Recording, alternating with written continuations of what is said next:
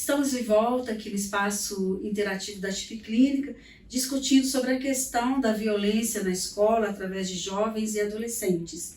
E estão aqui a doutora Maria Clara e a doutora Célia para discutirem essa questão. Eu trago aqui outras perguntas. Vocês viram lá no bloco 1, elas já responderam algumas perguntas. E agora nesse bloco 2 eu trago outras perguntas que foram chegando até nós. E uma delas diz respeito mesmo a falar mais sobre os tipos de feridas que acontecem nesses jovens ao longo da vida e que podem dizer alguma coisa desses comportamentos violentos. Inclusive tem uma pessoa aqui que falou assim, será que essa violência dentro da escola não é o reflexo de uma violência doméstica? Então eu quero devolver essa pergunta para vocês, para quem quiser começar a discutir e a debater. Eu acho que eu vou começar aqui pensando mais nessa questão da clínica, né? Porque uma coisa foi todo esse trabalho que foi feito de pesquisa, de entrevista com esses jovens, tanto os que estavam no crime quanto aqueles que conseguiram sair.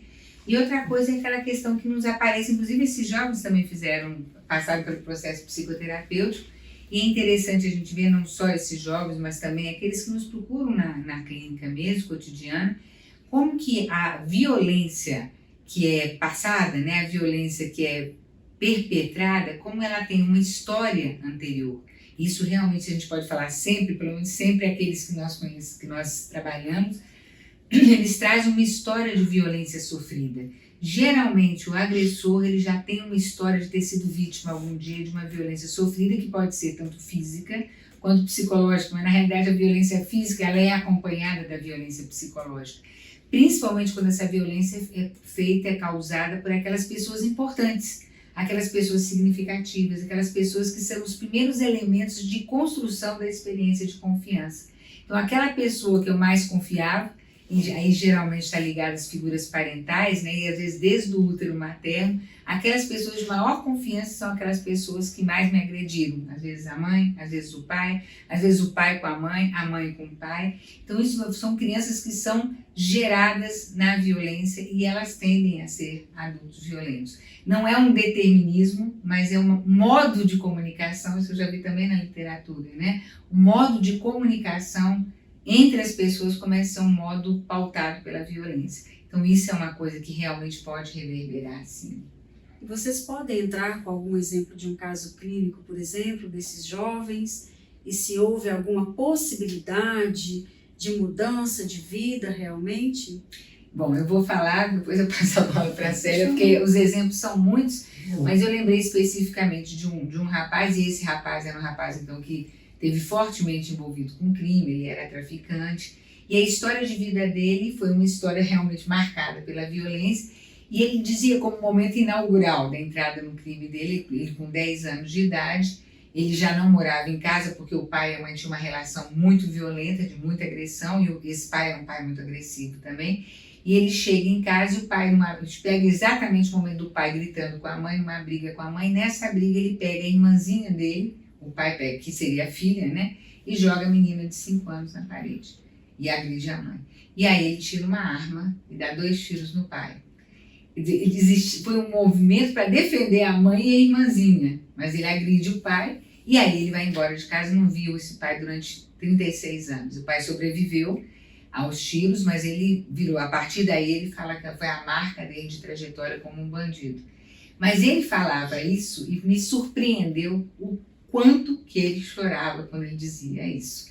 Quer dizer, parecia que era uma coisa totalmente sem sentimento, ele chorava compulsivamente para dizer, eu dei 2 tiros no meu pai. Quer dizer, ele mesmo não se perdoou, apesar de que ele teria uma justificativa, aparentemente, para fazer isso. Foi uma resposta à violência sofrida. E esse mudou? E esse mudou radicalmente, né? Então esse rapaz fez a terapia e ele foi fazendo, então, trabalhando com esses registros desde o início da vida, foi fazendo uma reconciliação interna, porque ele foi compreendendo esse pai e essa mãe e a história de vida que eles traziam também. Qual que foi o gatilho assim, na terapia para essa mudança, essa virada que você percebeu? Essa virada dele foi principalmente no momento que ele conseguiu se compreender, né? Que ele conseguiu compreender que, quer dizer, não é um momento específico, são vários momentos, mas esse foi um momento grande, quando ele conseguiu, na realidade, se perdoar, né? Compreender o que foi que ele fez, que não é se justificar, mas compreender que ele também tinha feridas e compreender principalmente as feridas desses pais que eles também traziam, e aí foi uma mudança de olhar. E essa foi um grande momento de grande virada na terapia. Mas além dessa compreensão, a pessoa no espaço psicoterapêutico, ela tem a oportunidade de conhecer coisas dela, qualidades que podem potencializar essa mudança, doutora Célia? Com certeza. Assim, quando a gente trabalha o adulto, a gente vê a criança, que ele foi, não é? Porque o adulto, ele se traz a criança machucada, com desentendimento, as desinteligências dos pais, a agressão dos pais, e ele reproduz aquilo. Muitas vezes, assim, 8 anos, eu me vejo na escola, estou fazendo isso, isso e isso. Ou eu me vejo quebrando alguma coisa, estou apanhando do meu pai. Mas por que você apanhou? O que houve antes? Eu quebrei o que ele mais gostava. Essa animosidade negativa, né? Que vem desde o útero materno, em que ele, adulto, volta nesse momento em que essas situações ficaram gravadas nele e ele as reproduz na sociedade, na escola, com os amigos. Então, a família, como um primeiro ambiente de formação, ela teria uma responsabilidade nesse processo de formação. A né? primeira. Embora hoje está havendo o inverso. Hoje o menino vai para a escola com 4 meses de idade. Aí ele está a questão impactante, porque o pai e a mãe estão deixando de ser a figura original, entende? Vai para a escola, o que piora a situação. Porque a escola, nós temos professores e pessoas que trabalham de diversas origens, com diversas marcas profundas, tanto positivas quanto negativas. Então, ele pega lado do pai e da mãe e lá na escola. Mas a família ainda é mais preponderante, porque quando a gente vê na clínica aqui, na questão da tipoterapia, quando ele está no ventre materno ainda, ele já prepara o terreno, tanto positivo quanto negativo, para acioná-lo mais tarde. E daí é que vem o bullying. O bullying, para quem não tem um terreno de se magoar com isso, passa batido. Porque muitas pessoas dizem que realmente, ele fez isso porque ele sofria o bullying, né? Mas existem pessoas que sofrem o bullying e que elas vão dar respostas muito positivas. Então, qual que seria a questão aí? Poderia o bullying estar mexendo diretamente nessas feridas? Com certeza. É o terreno anterior, que eu falo de terreno, é o início da vida. Desde a concepção, passando pelo útero materno, a primeira infância, que ainda é muito básica ali, mais porque as outras passam a ser quase um efeito dos problemas, né? Então, ali se engendra toda essa situação que vai chegar na escola, lá no campo de futebol, lá na torcida que mata gente lá, vai chegar aí. Então, é o terreno. De acordo com o terreno, a semente germina. Se o terreno for bom, a semente germina bem. Agora, se você me pergunta se isso tem solução, claro. Porque se não tiver solução, não vai ter psicologia nunca. Não, aliás, essa é a pergunta que todo mundo quer saber. Como é que se pode efetivamente não só ajudar essas pessoas que já estão nesse quadro, nesses comportamentos de violência, mas como se pode ajudar preventivamente, pensando no futuro, né? Para que isso não aconteça. Então, a gente tem que pensar o que pode ser feito dentro das escolas e o que as famílias, naquilo que compete a elas, o que elas podem fazer. Eu devolvo essa pergunta para vocês. Pois então, o que eu acho que a gente percebe muito, e a experiência, né, de mais de 44 anos que existe essa metodologia, que consegue trabalhar essas raízes, essas feridas primeiras, ou consegue trabalhar esse terreno, né? Então não é uma coisa determinista. O que a gente percebe é que essas feridas podem acontecer, mas também podem ser tratadas, e a gente vai então trabalhando exatamente com essas possibilidades de, na realidade, de tratar essas feridas de resgate da pessoa verdadeira, do eu verdadeiro, que ficou escondido debaixo dessas feridas, né? Então essas mágoas, esses ressentimentos, esses machucados que vão se expressando de várias formas, às vezes com doença, às vezes com violência, com agressão, com fechamento, com excesso de timidez, porque a ferida sofrida, né, o machucado sofrido, ele pode se expressar de várias maneiras, mas a pessoa está aí, e essa pessoa pode ser resgatada. Então, também preventivamente, no sentido de mudança, de transformação. o que a gente percebe é que tudo aquilo que também essa criança que hoje é adulta, mas que está ali, é a criança que está hoje é criança, todos os momentos positivos de valorização, de amor, de carinho, de cuidado, de pequenas atenções, né? Inclusive de preparar as coisas, de preparar, né, o uniforme que vai para a escola, que vai chegar, a mochila, esses pequenos carinhos, todos eles vão sendo guardados, vão sendo registrados e podem ser resgatados. E o que a gente percebe, por exemplo, nesses jovens que mudaram toda a vida dele, é que aqueles momentos de amor que essa pessoa viveu desde a infância, às vezes aqueles momentos que foram registrados da fase do útero materno, porque mesmo os pais adotivos ou crianças que a mãe doou para adoção por impossibilidade, conseguem descobrir momentos ali de amor. E é isso que pode virar também prevenção. Quando a gente fica deixando para os professores, né, para os pais, para as pessoas que cuidam das crianças, né, às vezes também pais adotivos, que tudo aquilo que é dado, né, tudo aquilo que todos os gestos de amor, eles também são guardados e eles podem evitar problemas futuros. Bom, eu estou aqui vendo todas as contribuições que vocês duas trouxeram. Não sei se você ainda quer colocar mais alguma coisa. Eu vou começar a fazer um fechamento aqui com uma última pergunta. Me pareceu que você queria falar mais alguma coisa, doutora Célia? Na verdade, a solução terapêutica seria a melhor solução. Mas em não se podendo, porque no Brasil a psicoterapia ainda é elitizada, porque não há investimento nem público para isso, que poderia haver, não é? Então, se não há, pelo menos que as pessoas que são formadoras de opinião nas escolas, nos espaços onde estão os jovens, que tivessem esse acesso a esse tipo de terapia, porque ao se conhecerem, ao tirarem os véus que tampam os atos de amor, os atos profundos que ficaram ali, ao se tirar os véus e ao se descobrir isso, eles podem repassar isso para quem não pode. Porque ele muda a sua atitude diante dos outros. E também as palestras, não é? Que podem ajudar, que podem clarear para os pais, o investimento nos pais de que o amor ao seu filho é o bem maior que você pode trazer para ele. Uhum. Entendeu? Mais do que qualquer tesouro, é o bem maior. Ensinar os pais como fazer isso. Ensinar a amar, né? Porque às vezes o pai não dá conta de psicoterapia.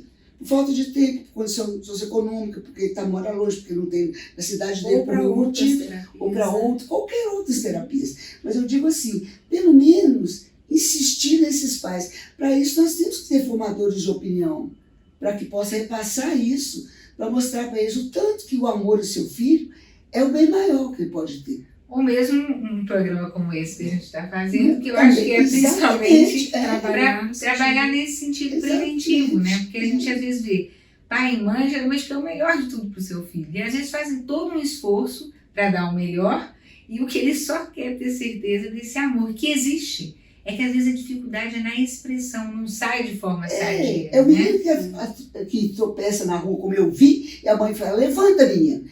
Você é mole, você não dá conta de nada. Coitada, ela nem sabe o que ela está fazendo com isso. Mas a criança bebe isso. Eu não dou conta de nada. Ele acredita. Né? Acredita nisso. Vai por aí afora. Então, muito obrigada a vocês duas. Eu quero aqui fazer um pequeno resumo de tudo que vocês falaram para deixar uma mensagem mesmo no sentido preventivo para todos vocês que estão nos ouvindo, que a doutora Célia e a doutora Maria Clara falaram de questões fundamentais, tanto ligadas a questões socioculturais, que é a responsabilidade de toda a sociedade, não é? Mas questões também que são responsabilidades dos professores da escola, questões que são responsabilidades da família, que são espaços de formação da vida humana. Então, cada espaço tem a sua responsabilidade e tem a responsabilidade também daquela pessoa que se forma. Porque nós não podemos esquecer que a resposta que o ser humano dá para aquilo que ele sofre nem sempre é igual.